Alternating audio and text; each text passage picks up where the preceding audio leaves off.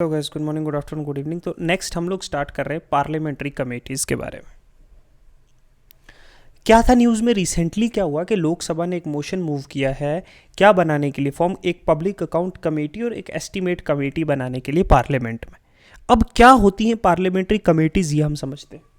तो कोई it means एक कमेटी जो अपॉइंट की जाए या जो नियुक्त की जाए, जो चुनी जाए या जो इलेक्ट की जाए या नॉमिनेटेड बाय स्पीकर हो, इलेक्टेड बाय हाउस हो, अपॉइंटेड हो या इलेक्टेड बाय हो, सो चुनी जाए या फिर बनाई जाए या नॉमिनेट किया जाए बाय स्पीकर के द्वारा, एंड विच वर्क्स, जो डायरेक्शन, जिस तरीके से स्पीकर कहेगा कि किस तरीके से काम करना हो उस डायरेक्शन पे चले, वो कमेटी जो अपॉइंट की जाए या इलेक्ट की जाए या नॉमिनेट की जाए स्पीकर के द्वारा या हाउस के द्वारा या किसी के द्वारा, जो स्पीकर के दिए हुए डायरेक्शंस पे चले, उसे पार्लियामेंट्री कमेटी करते हैं।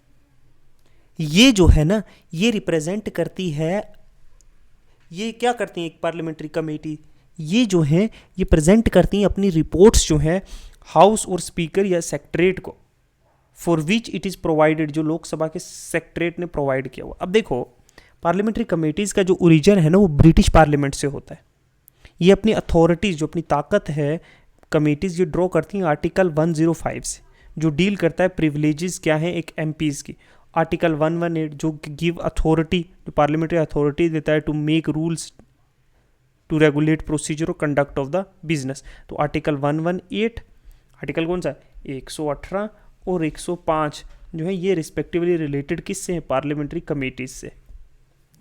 टाइप होती है पार्लियामेंट्री कमेटीज की दो, एक होती है एड हॉक कमेटी जो अपॉइंट की जाती है किसी स्पेसिफिक पर्पसेस के लिए, और जैसे ही ये काम पूरा हो जाता है कोई पर्पस, तो जो उन्हें असाइन किया जाता है ये ख़त्म हो जाती है। एग्जांपल एक रेलवे कन्वेंशन कमेटी है, जो जॉइंट कमेटी कोई फूड मैनेजमेंट पे पार्लियामेंट में, ठीक है, in parliament house complex etcetera. तो ये जो है ये स्पेसिफिक किसी एक टास्क के लिए, काम के लिए जो है इन्हें अपॉइंट किया जाता है, इन्हें बनाया जाता है, जैसे ही वो काम पूरा हो गया ये ख़त्म हो जाती है।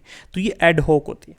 स्टैंडिंग कमेटी ये होती है, ये परमानेंट और रेगुलर कमेटी होती हैं जो टाइम टू टाइम जो है हाउस में बनाई जाती हैं, जो रहती हैं हमेशा। जैसे फाइनेंशियल कमेटी हमेशा रहती है जब जब नॉमिनेट की जाती है। डिपार्टमेंटल रिलेटेड जो स्टैंडिंग कमेटीज़ होती हैं, और बाकी कमेटीज़ जो सबऑर्डिनेट लेजिस्लेचर के वगैरह पे जो काम करती है। डिटेल पढ़ते हैं हम कमेटी की। रिसेंटली जो कमेटीज़ रिलेटेड जो न्यूज़ हैं रिसेंटली, वो क्या है देखो। पब्लिक अकाउंट कमेटी के बारे में जो न्यूज़ थी, पहली बार सेटअप की गई 1921 में, जब मॉन्टेस्क्यू चेल्स फॉर्म रिफॉर्म आया था जो ब्रिटिश एरा में, तब जो है पब्लिक अकाउंट कमेटी को जो है बनाया गया था। Consist of not more than 22 member, 22 लोगों से ज़्यादा नहीं होते।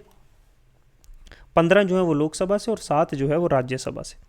ये क्या फंक्शन, क्या ऑडिट करती है रेवेन्यू और एक्सपेंडिचर, गवर्नमेंट ने कितना कमाया, कितना खर्चा किया, ठीक है। ये पब्लिक अकाउंट कमेटी, इसके कितने 22 मेंबर्स जो हैं वो 22 मेंबर से ज़्यादा नहीं होने चाहिए, जिसमें से 15 लोकसभा से, 7 राज्यसभा से। पहली बार जो है मॉन्टेस्क्यू चेल्स फॉर्म रिफॉर्म्स में आई थी, ठीक है। एस्टीमेट कमेटी, देखो एस्टीमेट कमेटी जो है ना, वो जो है वो पहली बार 1950 में जो है वो बनाई थी, ठीक है। इसमें जो है कंसिस्ट करते 30 मेंबर लोकसभा से। एस्टीमेट कमेटी देखो, अब ये लोकसभा से ही हैं सारे, ठीक है।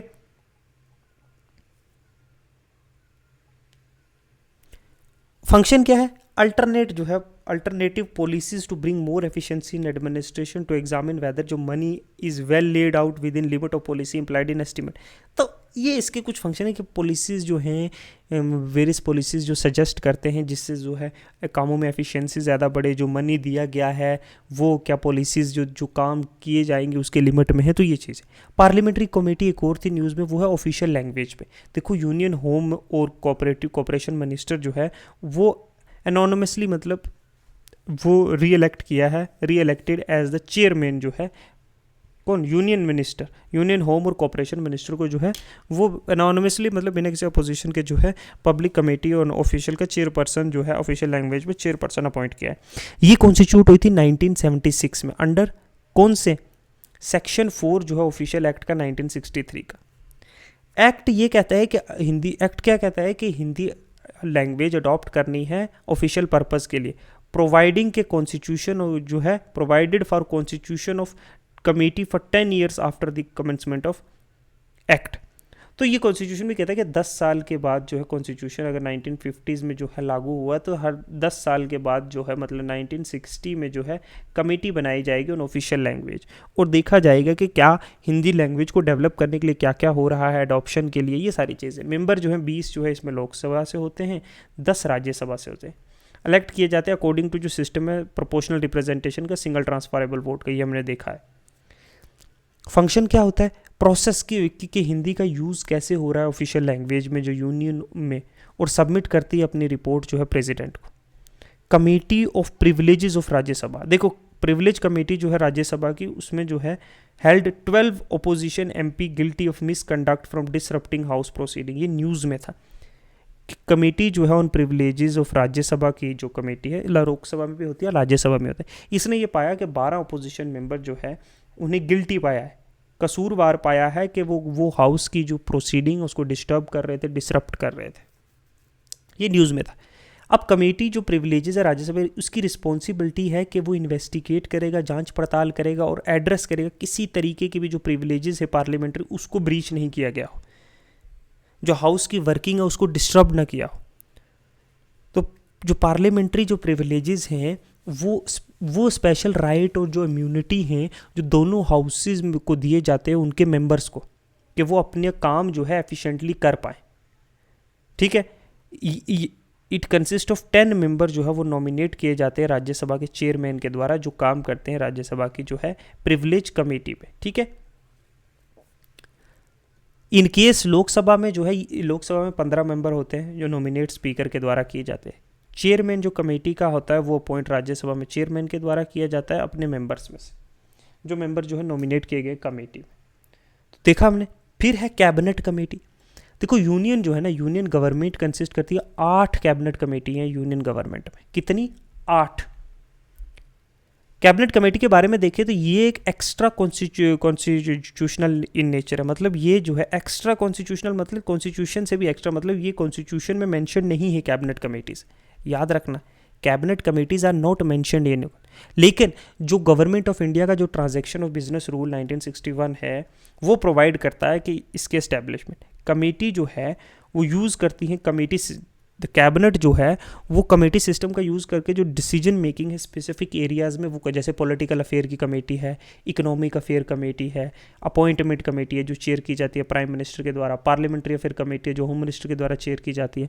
तो ये है, इनमें ना यूजुअली जो कैबिनेट कमेटीज़ हैं ज़्यादातर इंक्लूड कर दे, यूजुअली इंक्लूड ओनली जो है कैबिनेट मिनिस्टर।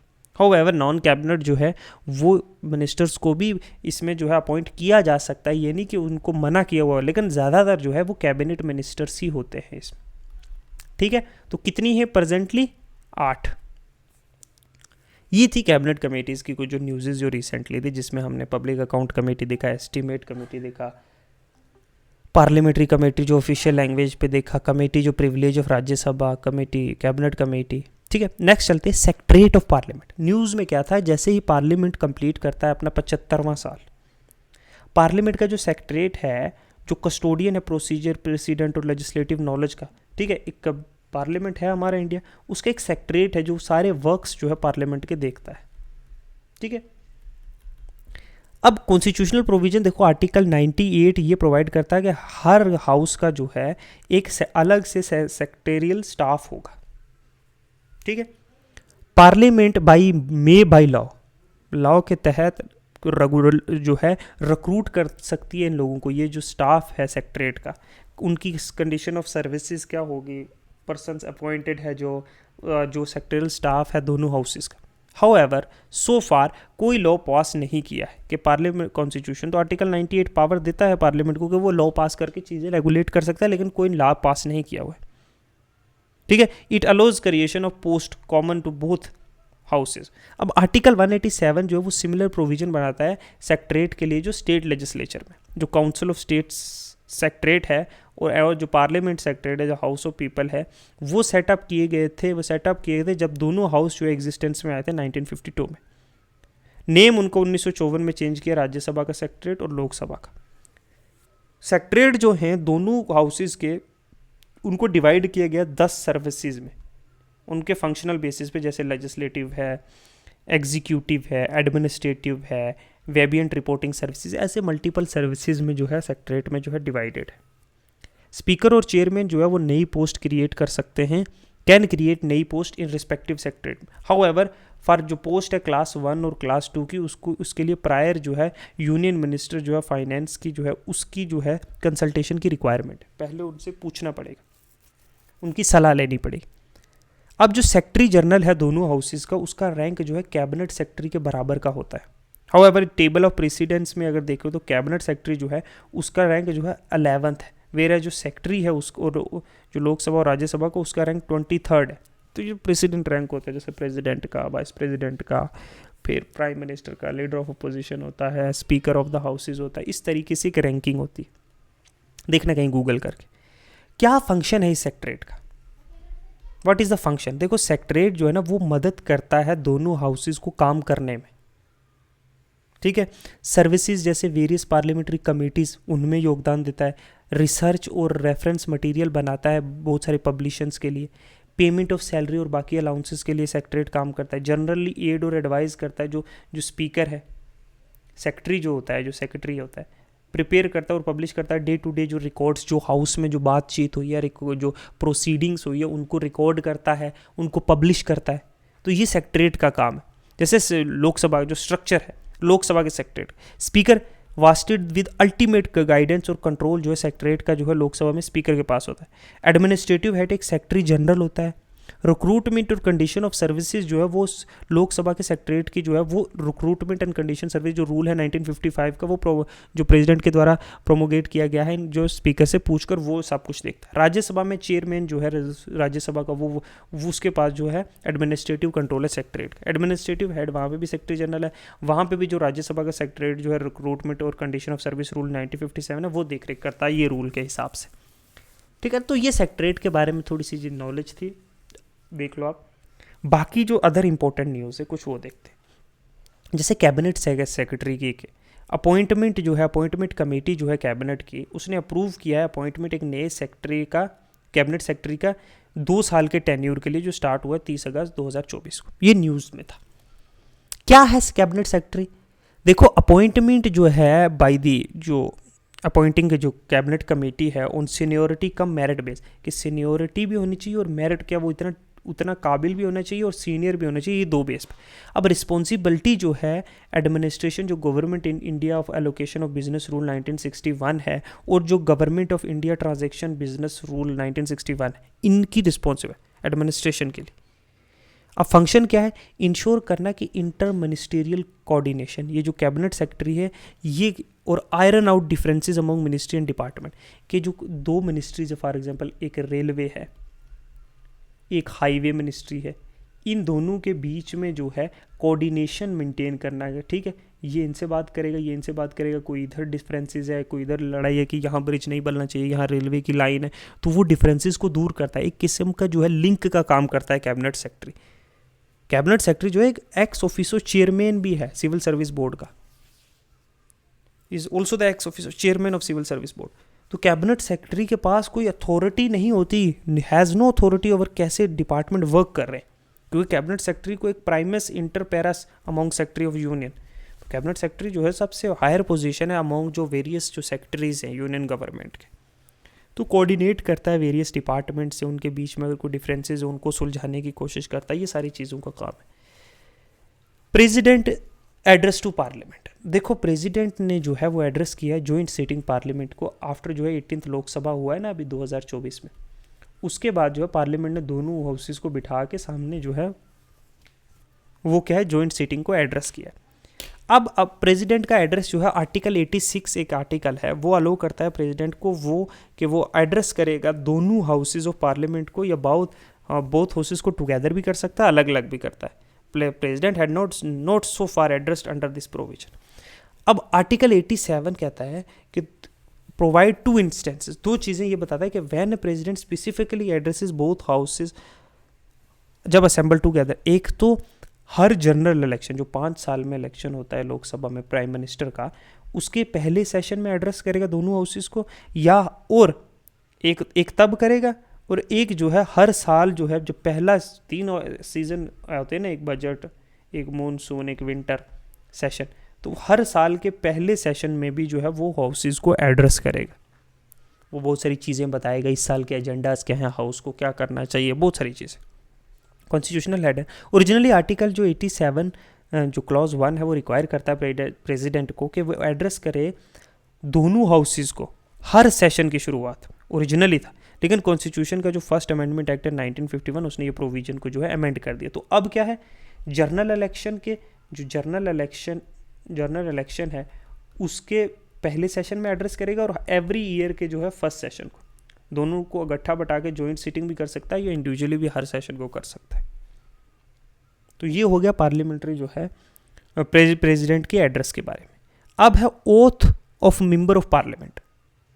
जो न्यूली इलेक्टेड जो मेंबर ऑफ पार्लियामेंट है, एमपी है 18 लोकसभा, उन्होंने ओथ ली। जो नए एमपी इलेक्ट हुए ना, अभी जो इलेक्शन हुआ था 2024 में, उनकी जो ओथ दिलवाई गई है, उनसे जो कसम दिलवाई गई। कॉन्स्टिट्यूशन प्रोविजन आर्टिकल जो 99 है वो डील करता है ओथ जो ऑफिस की है एमपी की, कौन सब्सक्राइब करेगा, टू बी सब्सक्राइब्ड किसके सामने ये ली जानी चाहिए, प्रेसिडेंट के सामने, या कोई भी ऐसा पर्सन जो उसके प्रेसिडेंट के द्वारा नॉमिनेट किया गया है कि इसके सामने तुम ओथ लोगे। द फॉर्म ऑफ ओथ जो है वो 33rd शेड्यूल में जो है क्लियरली प्रोवाइडेड है, किस किस टाइप की आपने ओथ लेनी है, कैसी कसम लेनी है। आर्टिकल 104 जो है वो एक और आर्टिकल है जो पेनल्टी प्रोवाइड करता है मेंबर के लिए अगर वो जो है हाउस में बैठेगा उसकी प्रोसीडिंग में बिना ओथ लिए। इस रूल के लिए एक एग्जाम्पशन है कि an individual can become a minister, एक इंडिविजुअल जो है वो मिनिस्टर बन सकता है बिना इलेक्ट हुए पार्लियामेंट में, और ही और she can take in part in proceeding of house बिना जो है क्या ओथ लिए। ओथ जो है वो इंग्लिश में सब्सक्राइब की जा सकती है या कोई भी जो 22 लैंग्वेजेस जो मेंशन है 12th शेड्यूल में, उनमें जो है उनमें से किसी भी लैंग्वेज में जो है वो अपनी ओथ ले सकता है। ठीक है, तो ये ओथ के बारे में यहाँ दो आर्टिकल, एक 99 वो याद रखना, एक 104।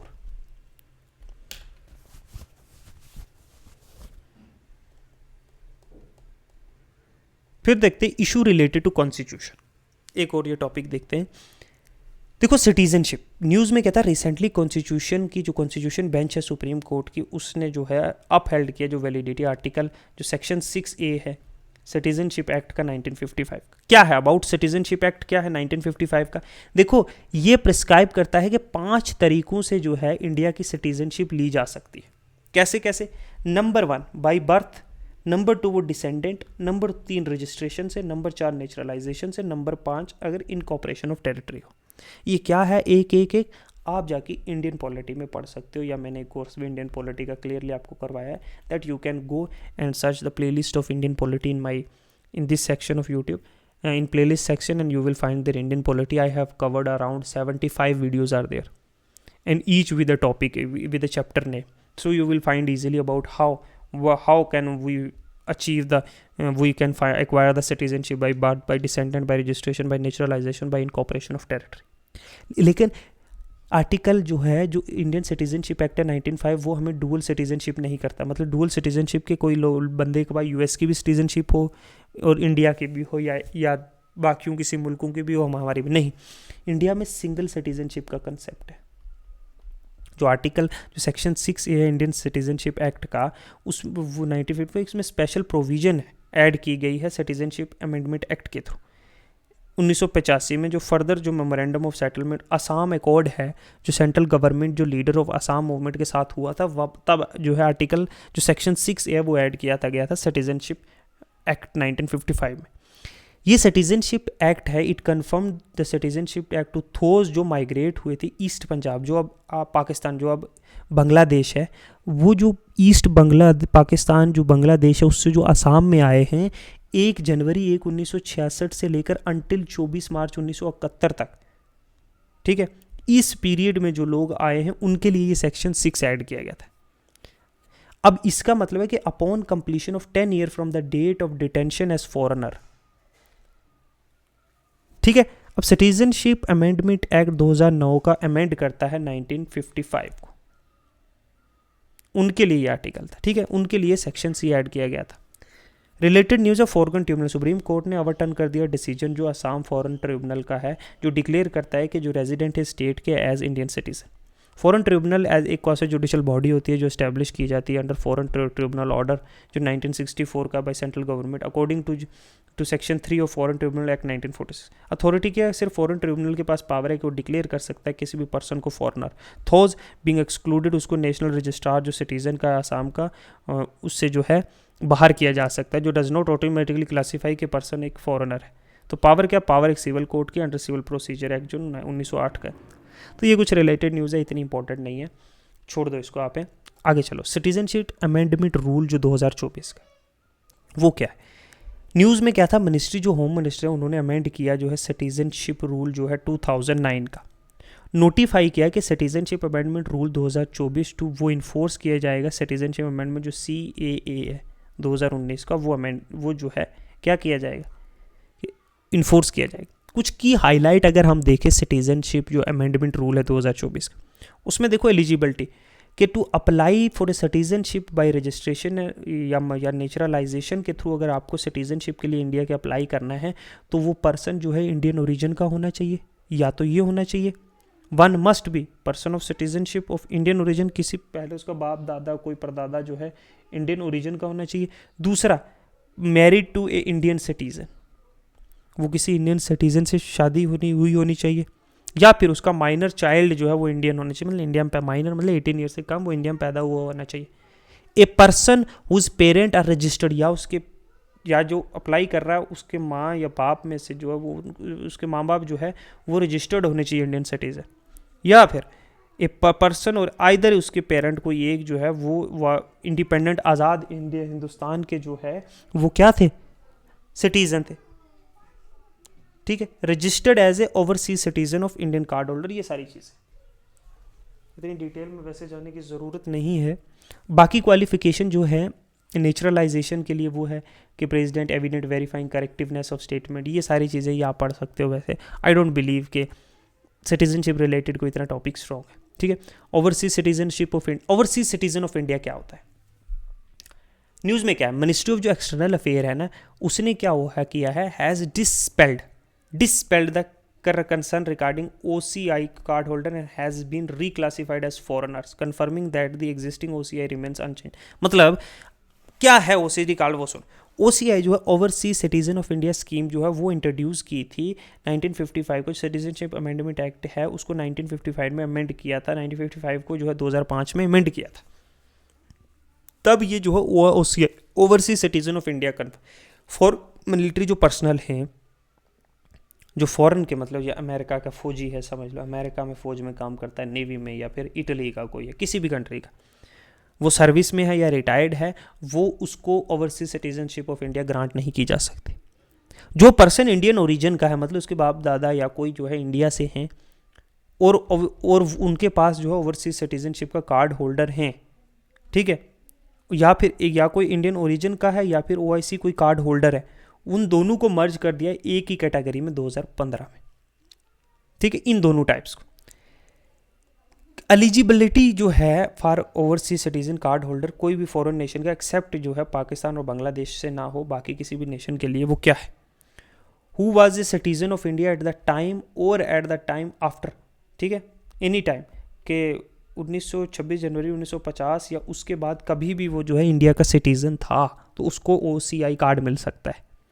एक और चीज़ है, who is eligible to become a citizen of India, जो एलिजिबल था कि 1950 के बाद भी वो सिटीजन इंडिया का बन सकता था, वो भी OIC कार्ड होल्डर बन सकता है, या वो बिलोंग करता है टेरिटरीज को, उन इलाकों को जो इंडिया का पार्ट बनी 15 अगस्त 1947 के बाद, that became part of India after 15 August 1947, या फिर हु इज़ चाइल्ड और ग्रैंड चाइल्ड या फिर ग्रेट ग्रैंड चाइल्ड जो है ऑफ सच सिटीजन, या फिर इन में से ऊपर वालों में से उनका वो या तो लड़का है या उनका पोता है या उनके जो है बेटे का बेटा है, ठीक है, या कोई माइनर चाइल्ड जो है ऐसा मेंशन किया गया वो, या फिर वो who is a minor child and both parent जो है वो सिटीजन ऑफ इंडिया थे और one of the parent is citizen of India, या इस कहीं में जो है कोई माइनर बच्चा है उसका माँ बाप जो है वो इंडिया के सिटीज़न थे या कोई एक उन दोनों में से इंडिया का सिटीज़न था। फॉरेन ओरिजिन स्पाउस जो है इंडियन सिटीज़न की या OIC कार्ड होल्डर जो मैरिज जो है रजिस्टर की गया एटलीस्ट 2 साल के लिए before presentation of application.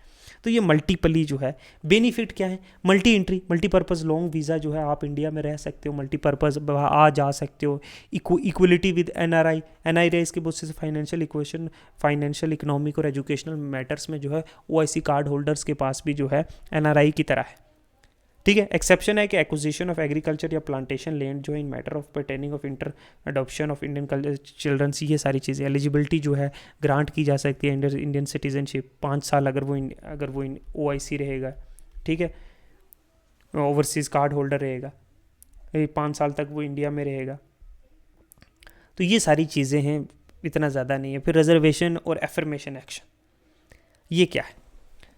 Reservation and affirmative action क्या है, व्हाट इज़ दैट? देखो रिसेंटली जो है ग्रोइंग नंबर ऑफ जो US स्टेट्स है वो जो है रिस्ट्रिक्शन या फिर बैन लगा रही हैं जो डाइवर्सिटी प्रोग्राम्स है जो यूनिवर्सिटी कैंपसेस में। एफर्मेटिव एक्शन मतलब ये एक पॉजिटिव स्टेप लिया जाता है इंक्रीज़ करने के लिए रिप्रेजेंटेशन उन लोगों की जिनको हिस्टोरिकली जो है ओप्रेस किया गया है, जो सोसाइटी में, एजुकेशन में, एम्प्लॉयमेंट में जो है इस सोसाइटी में।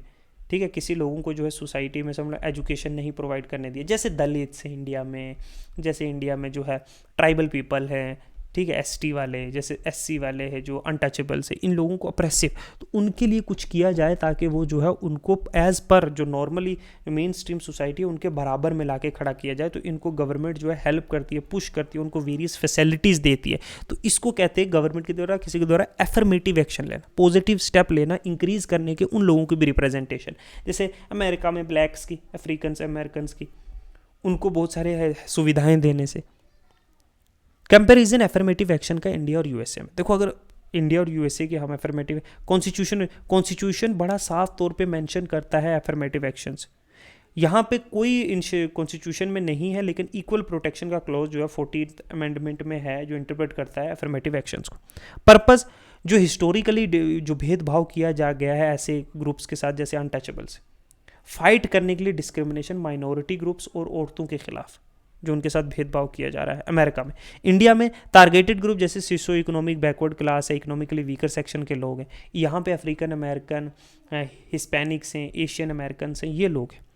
इंडिया में ये सिस्टम कोटा सिस्टम पे बेस है, यहाँ पे based on diversity, equity, inclusion programs है जो भी है, DEI प्रोग्राम।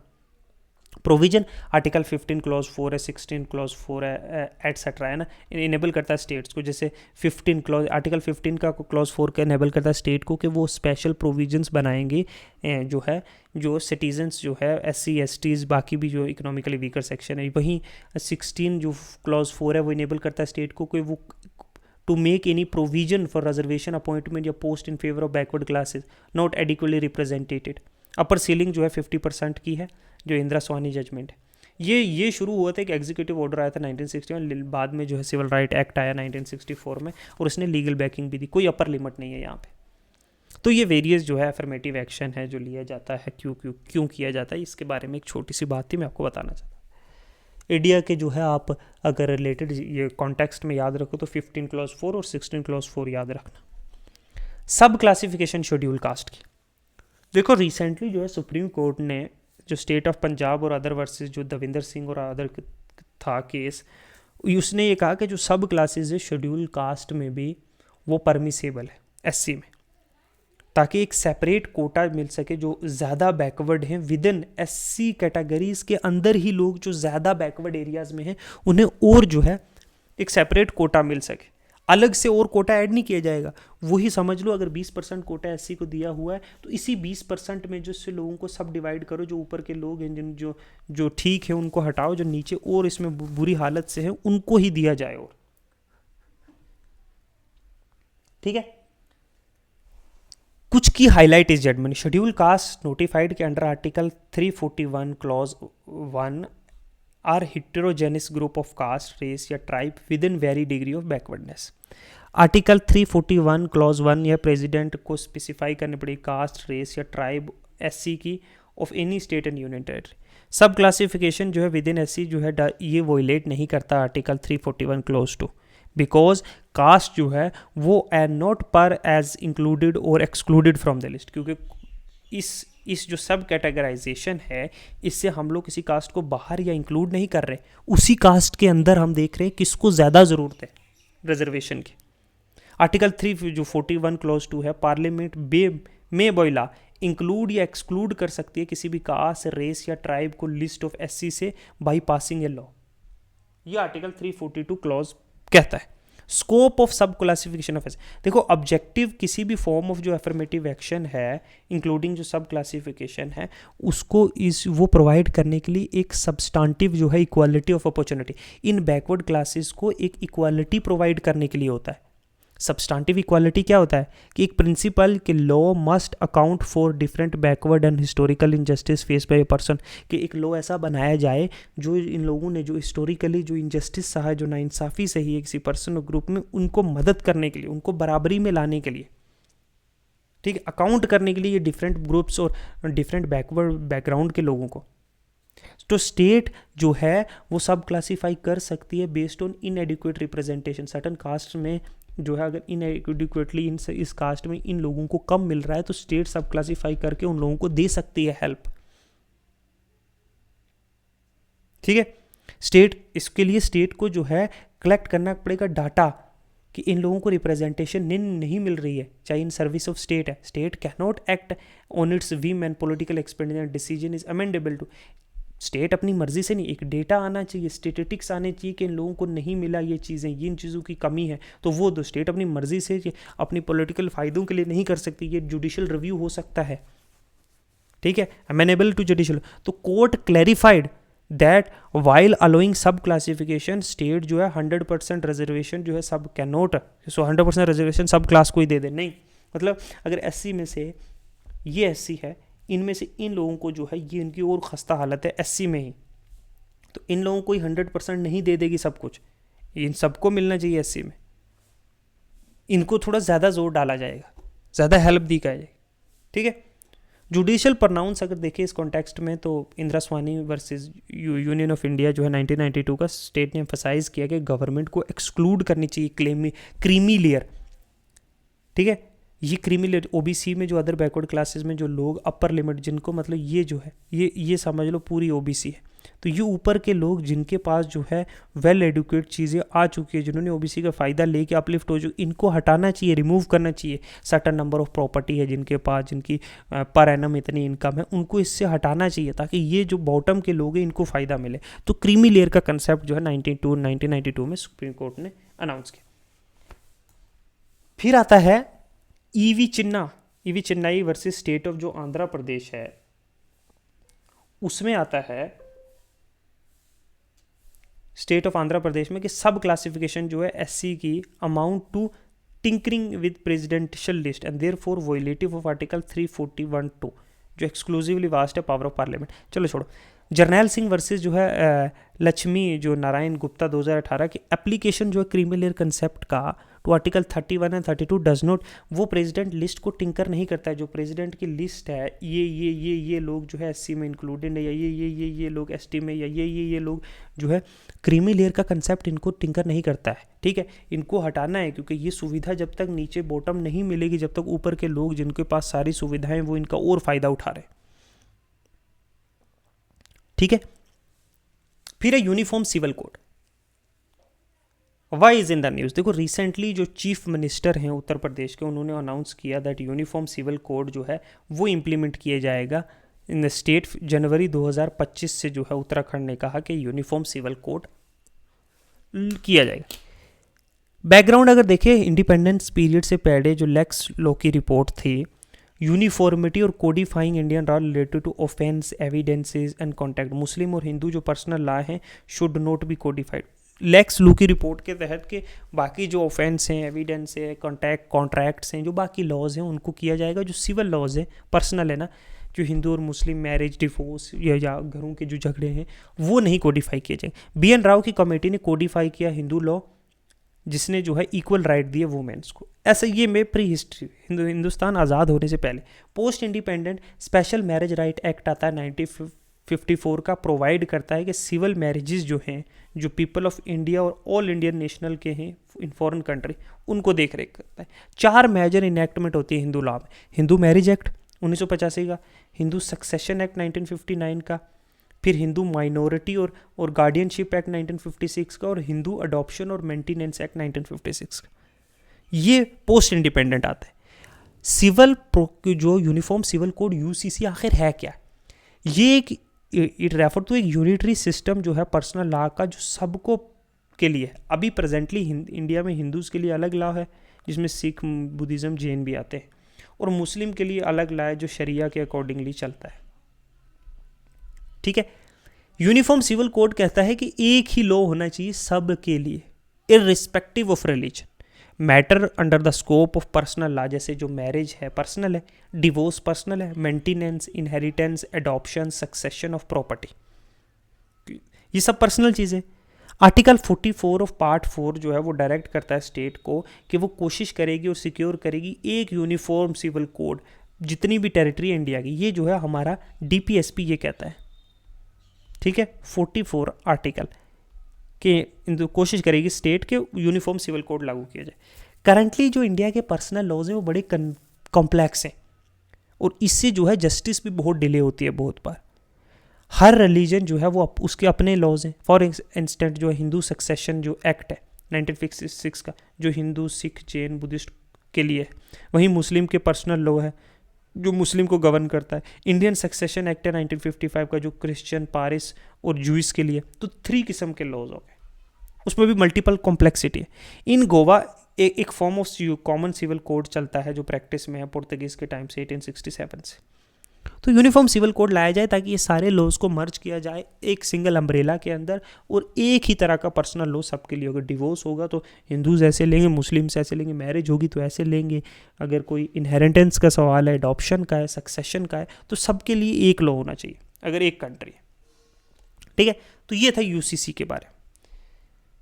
फिर आता है place of worship special provision act जो 1991 का है।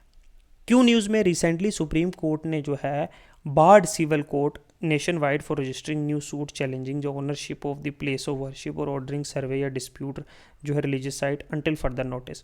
तो ये 1991 का प्लेस ऑफ वर्शिप एक्ट है।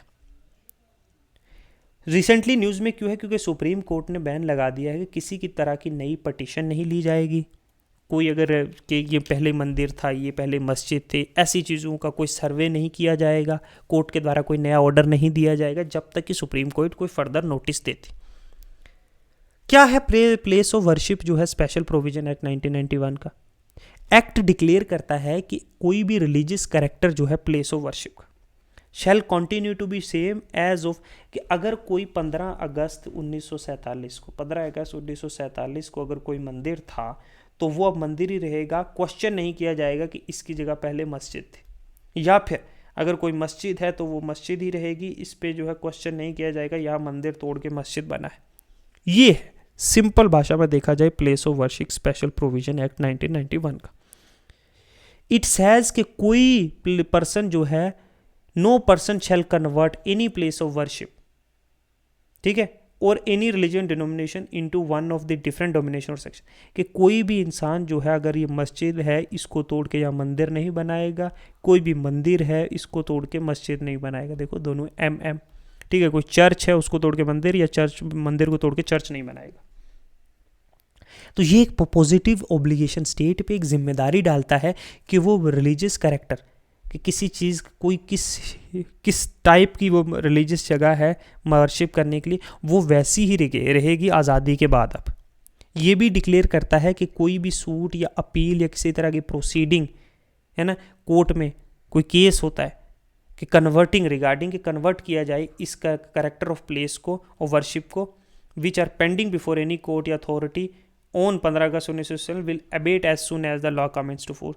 मतलब किसी तरीके की भी कोई अपील की है, कोई कोर्ट में केस चल रहा है कि ये मंदिर था इसको मस्जिद किया जाए, या मस्जिद था इसको मंदिर किया जाए, पेंडिंग है जो 15 अगस्त 1947 से पहले, वो वहीं ख़त्म हो जाएंगे जब ये लॉ जो है फोर्स में आएगा। One of the most important है brilliant law to save the peace of the country. एक एग्जाम्पशन देखो, इसमें एग्जाम्पशन है कि डिस्प्यूट जो अयोध्या है उसको बाहर रखा हुआ इस एक्ट से। एक चीज इसमें ये एक्ट जो है वो अप्लाई नहीं करता उन जगहों पर जो एंशिएंट मोनूमेंटल और आर्कोलॉजिकल साइट्स जो रिमेन एक्ट 1958 है, जिनमें ये है इस 1958 के एक्ट में जो है उनको भी नहीं, कोई भी डिस्प्यूट जो हैज़ बीन फाइनली सेटल या डिस्पोज्ड ऑफ उनको भी, जो अब जिनका फैसला हो चुका है उनको भी नहीं, या कोई भी any conversion of any such place affected before, इस एक्विजिशन से पहले। पेनल्टी जो क्या है, सेक्शन 6 ऑफ एक्ट जो है वो प्रिस्क्राइब करता है मिनिमम जो पनिशमेंट, मैक्सिमम पनिशमेंट 3 साल की जेल हो सकती है, इसके साथ साथ इसको हर्जाना भी भरना पड़ सकता है फॉर कंट्रावेनिंग, इस प्रोविजन के खिलाफ जाने के लिए। ठीक है, तो ये था प्लेस ऑफ वर्शिप जो है स्पेशल प्रोविजन एक्ट 1991 का। नेक्स्ट चलते हैं प्रिवेंटिव डिटेंशन। क्यों न्यूज़ में था? Jayasheela Shaji versus union of India case 2024 का सुप्रीम कोर्ट ने यह हाईलाइट किया कि राइट जो है डिटेन्यू का, मतलब जिस पर्सन को आपने पकड़ा है, कैद किया है, कोई भी जो है डेंजरस एक्टिविटी करने के लिए या पब्लिक ऑर्डर को जो है ख़राब करने के लिए, to make affective representation against, कि डिटेनी को जो है, अब प्रिवेंटिव डिटेंशन क्या, इसका मतलब किसी भी पर्सन को जो है कैद किया जाए बिना किसी ट्रायल के या कोर्ट के कन्विक्शन के खिलाफ, मेरली एक रीजनेबल जो preventive apprehension from doing activities, के मतलब आपको शक है ये कि ये बंदा पब्लिक पीस को फ्यूचर में ख़राब करेगा, उसके आधार पर आपने किसी को उठा के जेल में डाला है। पार्लियामेंट और स्टेट लेजिस्लेचर लॉ बना सकते हैं प्रिवेंटिव डिटेंशन के अंदर। आर्टिकल 22 ये फंडामेंटल राइट्स में आता है।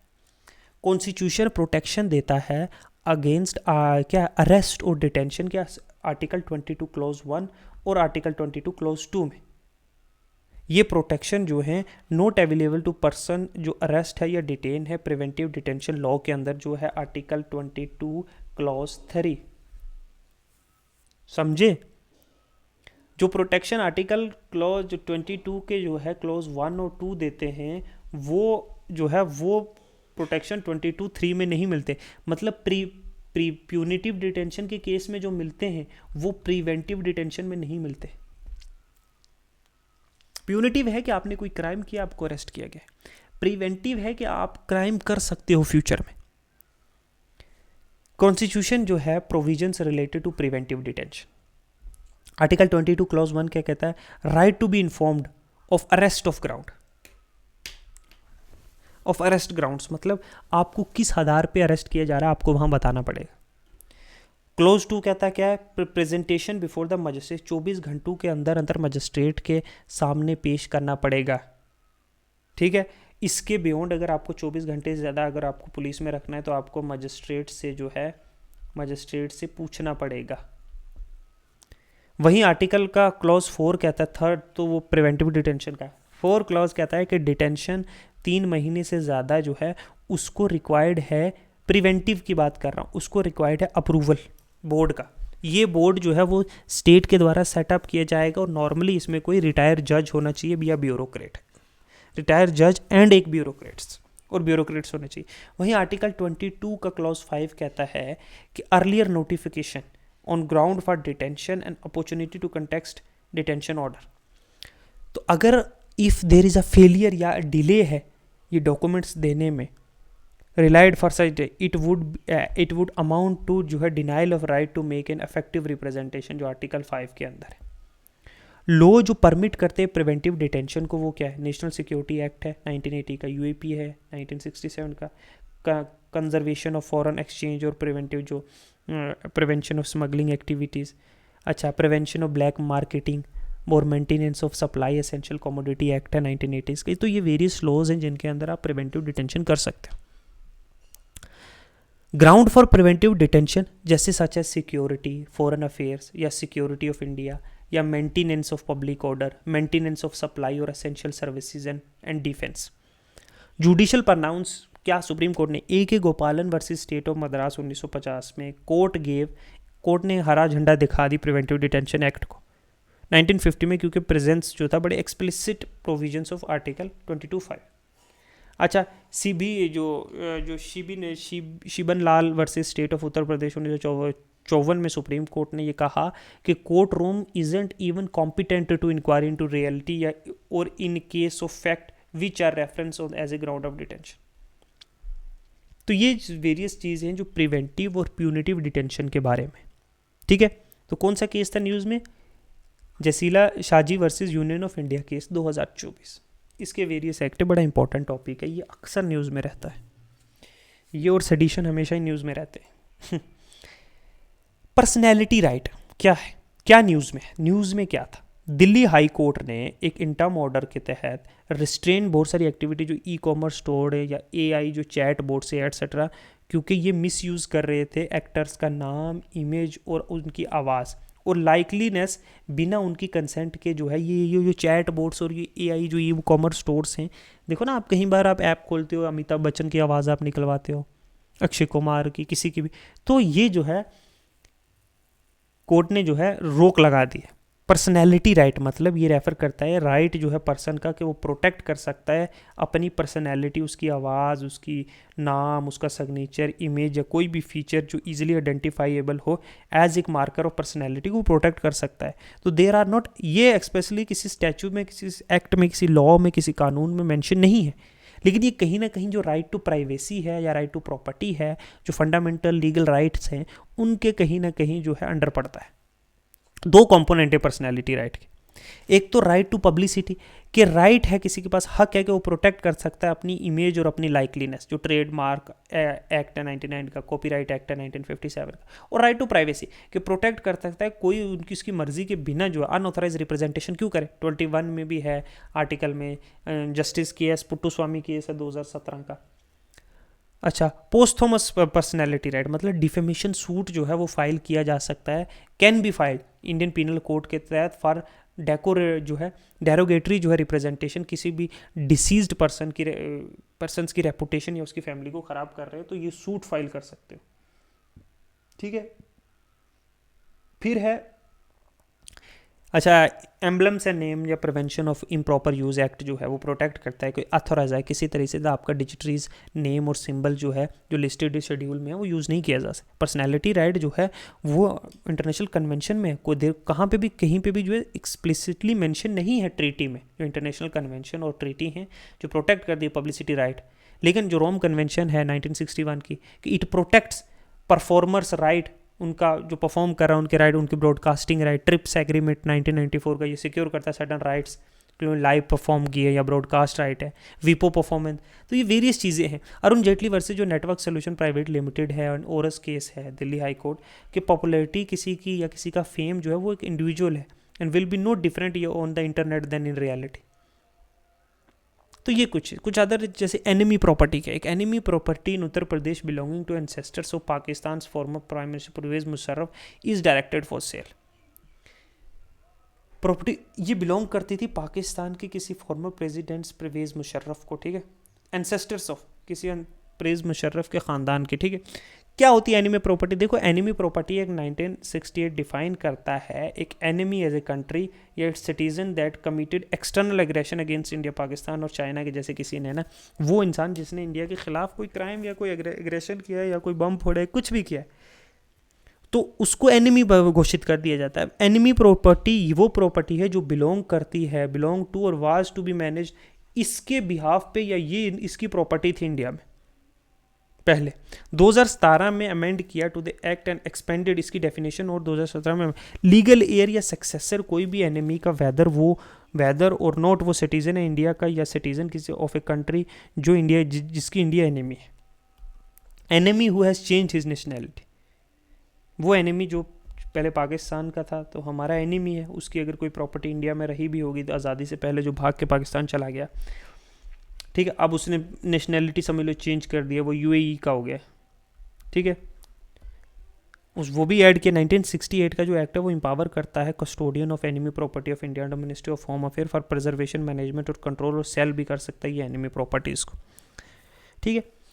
एक और है राइट टू बी फॉरगॉटन, कि मेरे पास हक है कि मुझे भूला जाए। सुप्रीम कोर्ट ने एग्जामिन किया इशू जो राइट टू फॉरगॉटन का कंसर्निंग जो डिजिटल प्राइवेसी है, अबाउट राइट टू बी, इसको कहा जाता है राइट टू बी इरेजर, और डील किया जाता है एक इंडिविजुअल का राइट है वो कि वो अपनी पर्सनल डेटा को जो है यूज़ कर सकता है, यूज़ कंट्रोल कर सकता है, यूज़ अपने पर्सनल डेटा का किसी ऑर्गेनाइजेशन के खिलाफ के द्वारा।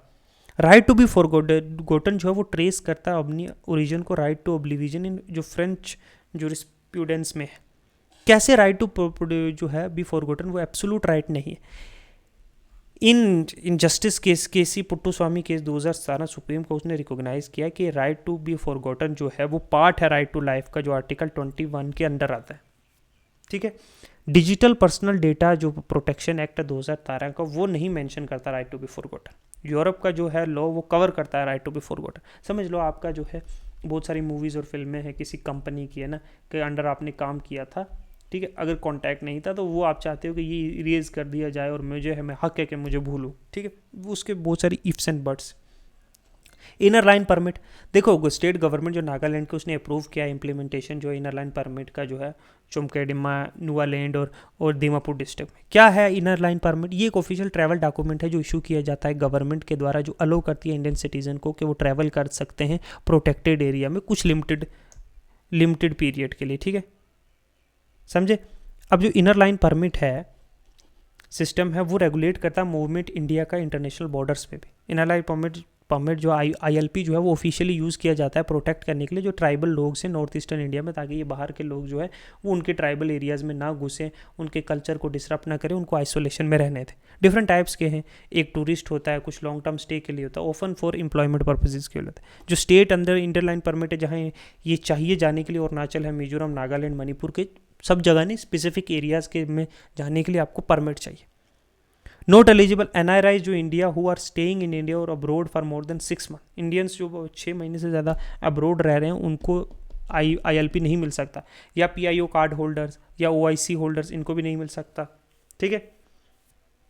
दे हैव टू अप्लाई, जो उनको रेगुलेटेड प्रोटेक्टेड और रजिस्टर्ड एरिया परमिट के लिए अप्लाई करना पड़ेगा। बाकी चीज़ें डिटेल डिस्कशन है, कोई ख़ास इसका इंपॉर्टेंस नहीं है, तो यहाँ तक ही रखते हैं आज, ओके। तो इस तरीके से हम लोग जो है छोटे मोटे टॉपिक्स को जो है फास्ट एंड फॉरवर्ड करेंगे, क्योंकि अभी जो है हम पॉलिटी कर रहे हैं, ठीक है। It's almost more than 2 hours हमने पॉलिटी की है, अभी पॉलिटी आधी से ज़्यादा बची हुई है पॉलिटी का करंट अफेयर। तो हम लोग जो मेन टॉपिक्स हैं उनको बड़ी डिटेल वाइज करेंगे, कुछ छोटे छोटे टॉपिक को फास्ट फॉरवर्ड करके चलेंगे, ठीक है। तो इतना ही रखते हैं आज के लिए, थैंक यू, गुड बाय।